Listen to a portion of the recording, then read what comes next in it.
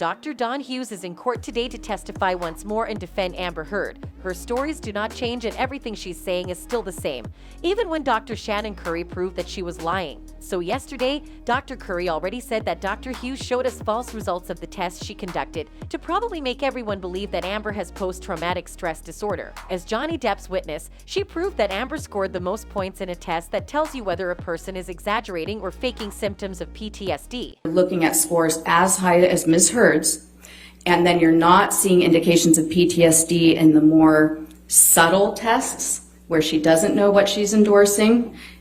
It's good evidence that her over-endorsement on that one test is because of the reason the scale was made, to detect exaggeration and feigning of symptoms. Johnny's team ruins Dr. Hughes' argument on trial day 23. Johnny's lawyer comes in hot and suddenly asks if she recognizes what the PTSD checklist is.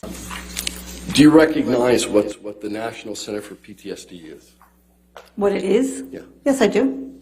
And they publish the PTSD checklist for DSM-5. That's correct. That what we've been calling the PCL-5.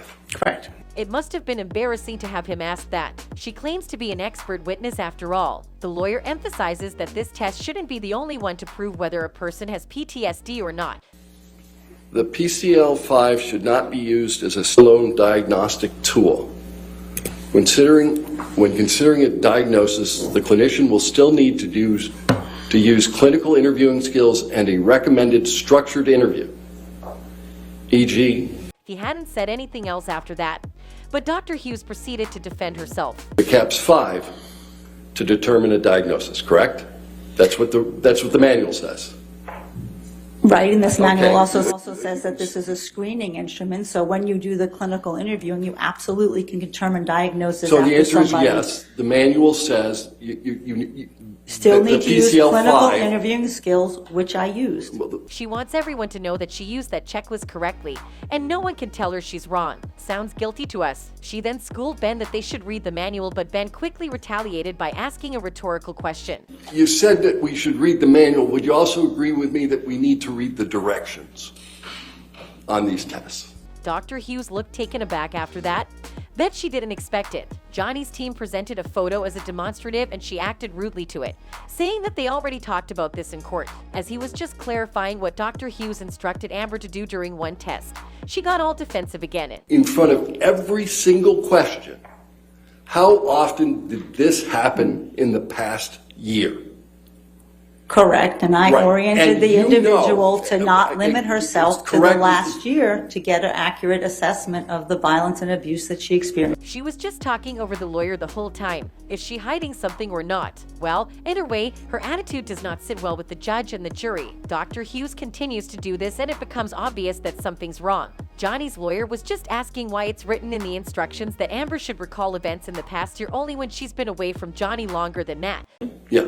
And you know that at the time that you gave this test to Ms. Heard, she had been away from Mr. Depp for far longer than a year, correct? Which is why I oriented her to a different Yes or no, time ma'am? frame in answering the questions. Doctor, yes or no? So, of course. Okay. The next demonstrative shown is a sample danger assessment test Amber allegedly answered. Dr. Hughes accidentally revealed that she was actually the one who answered the test for the actress based on the data provided to her. Dr. Hughes, this is a blank form, but this is the danger assessment test that you also gave to Ms. Heard, correct? I didn't give it to her. I filled it out based on the data that was provided to me. Oh, so you asked her the questions and then you filled it in. It was somewhat collaborative. Okay. Why couldn't she answer it herself like other patients do? These tests specifically say to look over the events of the past year only. Ma'am, it's fair to say that this examination that you gave specifically indicates that you were supposed to look over the past year. And that's not the language? No, that's one administration. People use this instrument for if you're in an acute situation in a relationship, trying to get a better assessment of the current behaviors. We can use it retrospectively, like I just stated. Dr. Don Hughes kept changing the direction so that Amber can qualify as someone who has PTSD. Oh, this was stressful. She was already caught red-handed, yet she kept defending herself. Johnny Depp's lawyer made a good point in asking all of those questions. Now we have an idea who Amber's psychiatrist really is. That's all for now. Thanks for watching this video.